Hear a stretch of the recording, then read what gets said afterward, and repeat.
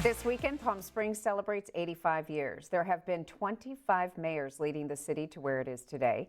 I had the pleasure of talking with 7 of the 8 surviving mayors, each of them telling me how tough decisions made during their leadership helped shape where the city is today. The room full of excitement and good energy. Well, when were you mayor? What were the years? I have no idea. I know. The 90s. It was just after the Civil War. As 6 former Palm Springs mayors, spanning nearly 30 years, came together to talk about their time in office and how tough decisions while at the helm made an impact on where the city is today. Why don't we sit down? This was a reunion for me, too, covering city politics for 3 decades. And after some wrangling, it was down to business. Okay, you guys can go. Okay, now it's official. Here we go. As the city celebrates 85 years, when you are introduced as the former mayor of Palm Springs, describe 3 feelings that you have. The first feeling is I'm glad they didn't say ex-mayor. That's always sort of a cut. Saying that I'm the former mayor is, I think, gratifying from the standpoint that I'm recognized as one of the many mayors who have contributed to the enhancement of this great city. Palm Springs is the gold standard. You know, you can go anywhere. We've traveled a lot since I retired, and you can go anywhere in the world, and you say Palm Springs, people go, oh yeah, I know where that is. Mm-hmm. And so to have been just a small part of this city for a small portion of time, and to have represented the people of this incredible city is an incredibly rewarding feeling. During your term as mayor, for you, what was the biggest obstacle you and your city council had to overcome? We did not have a good relationship with the Agua Caliente Banacawea Indians. In my first State of the City, I invited the tribal chairman, Richard Milanovich, to speak. He declined to speak, but I think not only was he, but the tribe was moved so much by the offer and the inclusion. It really made a difference in our relationship.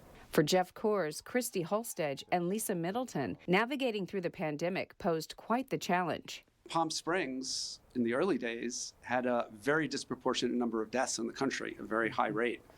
And we were one of the first, I think, 2 cities in the country to close down. You look back on it now and you realize our residents were so supportive of our decisions and really stepped up. As mayor of Palm Springs, I was most instrumental in getting a vaccination site for COVID-19 in our city. And the city actually donated the convention center to open a full-scale vaccination clinic.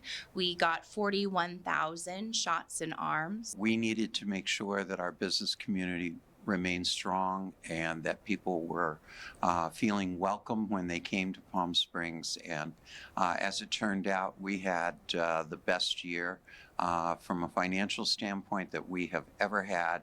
And we did see that there was a reduction in our rate of infection. All 6 former mayors making it clear that accomplishments during their term can be attributed to a team effort. Will Kleindienst served 2 terms and is proud of what was set in motion nearly 3 decades ago. Some of the things that we did that we're most proud of, and I can speak, I think, a little bit about that, is the airport, the convention center, the downtown parking structure, the Mid-Valley Parkway, replacing every bit of playground equipment in the city of Palm Springs. We worked hard to change the quality of our infrastructure so that those who followed us had the proper tools to continue the growth of Palm Springs. And we've got El Paseo, but you don't have a village downtown like this anywhere else. People are so comfortable down here, they want to hang out all day. Former mayors Kleindienst and Moon took a stroll with me downtown, seeing their visions from the past come true as people from all over the world enjoy what the city has to offer. You have to really know and love the Palm Springs of yesterday, but also have a vision and idea of where Palm Springs needs to go tomorrow while still keeping that tradition. Current Mayor Grace Garner, who spoke with me over Zoom, says the city has come a long way thanks to those who took the lead before her. She's looking forward to what's next. I think what we're seeing is that Palm Springs continues to get better. We continue to become a more vibrant and diverse city. And I'm looking forward to what else we can accomplish in terms of sustainability and access to everything that we have to offer here in our city. A city that's celebrating 85 years in the making, with 6 former mayors beaming with pride with how far Palm Springs has come. Happy birthday, Palm Springs! Yay!